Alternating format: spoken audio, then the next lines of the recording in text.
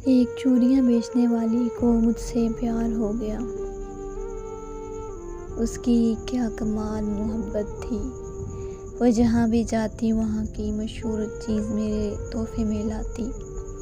وہ میری خاطر میرے شہر میں 4 سال تک رہی۔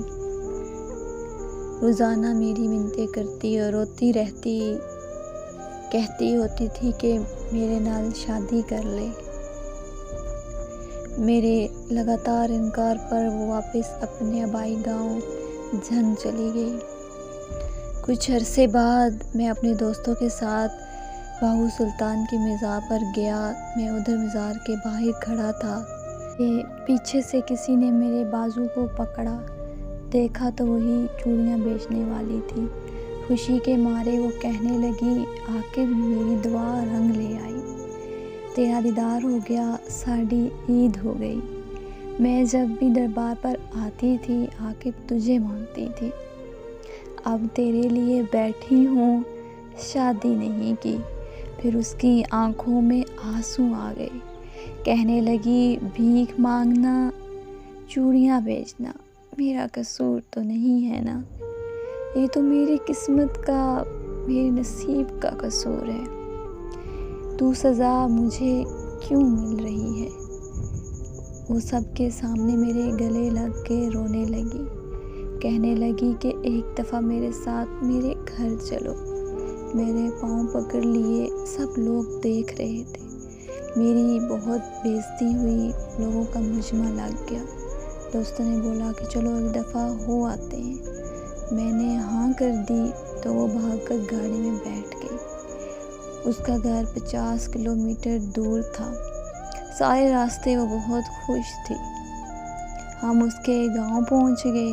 وہاں سب گھر کچے تھے، لیکن صفائی پکے گھروں سے بھی زیادہ تھی۔ سب لوگ مجھے عجیب نظروں سے دیکھ رہے تھے۔ ہم ان کے گھر گئے تو اس کی سب سہیلیاں جمع ہو گئی۔ پھر اس نے ہمارے لیے کیا مزے کا کھانا بنایا۔ اس کے گھر والوں نے مجھے بتایا کہ یہ لڑکی تو سارا وقت تمہارے نام کی تسبیح کرتی ہے۔ اور پھر جب ہم واپس آنے لگے تو اس کی آنکھوں سے آنسو نہیں رک رہے تھے۔ میرے ہاتھ چوم کر کہنے لگی کہ تیرا قصور نہیں ہے، میری قسمت کا قصور ہے جو میں چوڑیاں بیچنے والی کے گھر میں پیدا ہوئی۔ بڑی مشکل سے ہم سب نے اسے چپ کرایا اور پھر ہم واپسی کے لیے نکل آئے۔ میں کار کے شیشے میں اسے دیکھ رہا تھا۔ وہ تب تک دیکھتی رہی جب تک ہماری گاڑی اس کی نظروں سے دور نہیں ہوئی۔ وہ ہماری آخری ملاقات تھی۔ پھر ایک دن میرا اس سے ملنے کو دل کیا تو میں اس کے گاؤں چلا گیا۔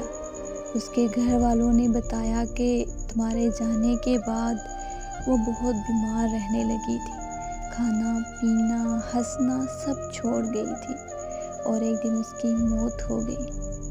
مجھے اس سے محبت تو نہیں تھی، پر میں آج بھی اسے روز یاد کرتا ہوں اور ہر سال عید کے دن اس کی قبر پر جاتا ہوں۔ تیرے بعد نظر نہیں آتی مجھے کوئی منزل، کسی اور کا ہونا میرے بس کی بات نہیں۔